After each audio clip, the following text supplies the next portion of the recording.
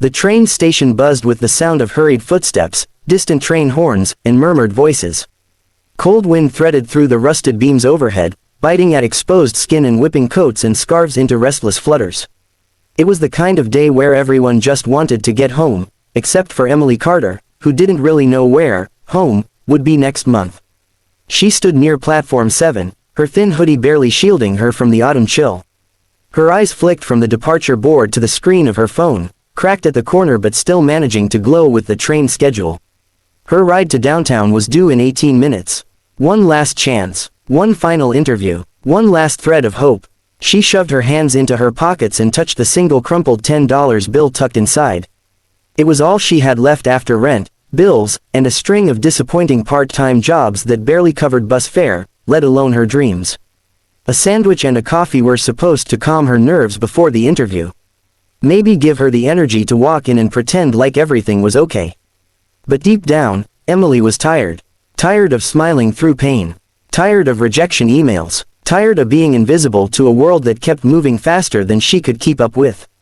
A loud voice broke her thoughts. "Damn it, no, no, no. Where is it?" the man yelled, patting his coat and digging through his briefcase. His voice was raw with panic, and his hands shook as he turned in place, searching the platform floor.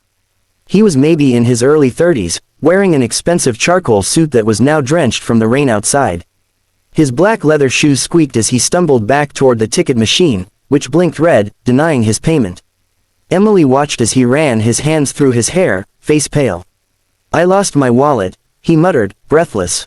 "I need to get on that train. My mom, she's in the hospital. She's in surgery." No one stopped. A few people turned and looked, then returned to their phones. The world kept moving, too busy or too afraid. Emily's fingers tightened around her last bill. She could look away too. She had her own problems. Her own fears. But she remembered what it was like to feel completely helpless. She still lived in that feeling every single day. Before she could overthink it, she walked over to the man. Her shoes squeaked with water as she approached. "Hey," she said softly, holding out the wrinkled bill. "It's not much, but it should cover your ticket." The man looked at her like he wasn't sure she was real. His brows furrowed. "You don't even know me," he said slowly. "I don't need to," she replied, giving him a faint smile. "Just get to where you need to go." He hesitated before taking the bill, his hand brushing against hers. "I'll pay you back, I swear. Can I get your number? Your name?" She shook her head. "It's okay. Just pay it forward when you can." He opened his mouth like he wanted to argue, but his train announcement echoed over the speaker. He turned to run, then paused again. "What's your name?" "Emily," she called out, voice nearly drowned by the station noise. He gave her one last long look, full of something unspoken, maybe gratitude, maybe guilt, and then he disappeared onto the train.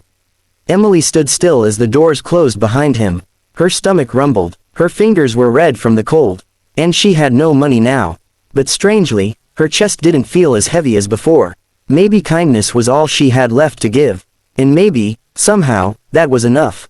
She turned back toward her own platform, unaware that her small gesture had just set something extraordinary in motion. 2 weeks had passed since that cold, rainy evening at the train station. Life hadn't gotten easier for Emily Carter. In fact, it had gotten worse.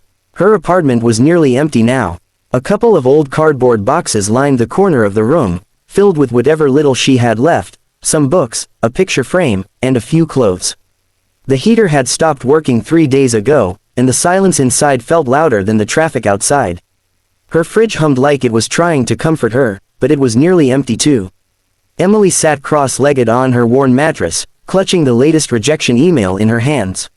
She didn't even open it fully this time. Just the subject line was enough. "We appreciate your interest, but..." She leaned her head against the wall and closed her eyes. That job interview she went to after giving her last $10 had gone well. At least, she thought it had. But they never called her back. Just like the others. It felt like no matter how kind or hardworking she was, the world had made up its mind not to see her. Her phone buzzed once, a text from her landlord. "Greater than rent due tomorrow. No more extensions." Emily didn't even bother replying. She rubbed her eyes, trying to hold back tears. For once, she wished someone would just notice her. Not pity her, not walk past her, just notice. Then came a knock at the door. Not a loud one, just 3 polite, firm taps. She froze. No one ever visited her. She had no friends in the city. And no money left for takeout. Maybe the landlord had sent someone already. Cautiously, she stepped over a pile of laundry and opened the door just a crack. A man stood there in a black coat. He looked like a courier, but there was no package in his hands, just a sleek black envelope, embossed with gold on the edges. "Are you Emily Carter?" he asked. She nodded slowly. "I was asked to deliver this to you." He extended the envelope politely, then gave her a short nod and left down the hallway before she could ask anything else. Puzzled, Emily closed the door and turned the envelope over in her hands. There was no sender listed. Just her name, written in elegant cursive. She opened it. Inside was a letter on thick cream-colored paper with a golden header. Her eyes darted across the lines, and her breath caught in her throat. "Greater than dear Emily, you don't know me well, but 2 weeks ago, you gave me your last $10 at the train station." I was the man in the suit, panicking at the ticket machine. What I didn't say then is, I wasn't just a worried son. I'm Marcus Walters, CEO of Walters Global Holdings. I was rushing to the hospital where my mother was undergoing emergency surgery. I had lost my wallet, my phone battery had died, and I was in a panic. Your kindness, offered without hesitation, without judgment, stopped me in my tracks. You had nothing, and yet you gave everything. That kind of person doesn't go unnoticed. So I'd like to return your kindness, tenfold. Enclosed as a check for $50,000.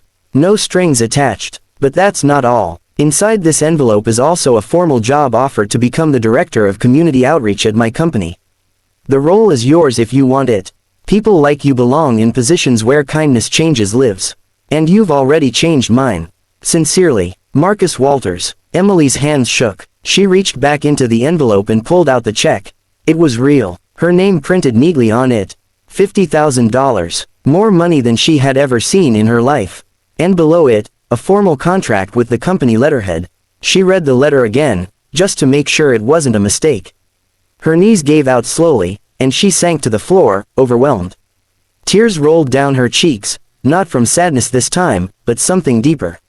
Something brighter. In a world that had forgotten her, one simple act of kindness had reminded someone powerful that compassion still mattered. And now, her life was about to begin again. In a world that often rewards power and overlooks quiet kindness, Emily's story became a beautiful reminder that compassion still has the power to change lives. With only $10 in her pocket and no promise of anything in return, she chose generosity over fear, and in doing so, she touched the heart of a man who had everything but, in that moment, needed help the most. Her selfless act didn't just reunite a son with his mother, it reopened the door to her own future. What began as a silent sacrifice turned into an unexpected blessing, not just financial support, but a purpose-filled career and a life-changing opportunity. Emily's story teaches us that kindness, even when we think no one notices, leaves a lasting impact. Sometimes, the smallest gesture can echo the loudest, reaching places we never imagined and coming back to us when we need it most. Because real wealth isn't measured by what we keep, but by what we give.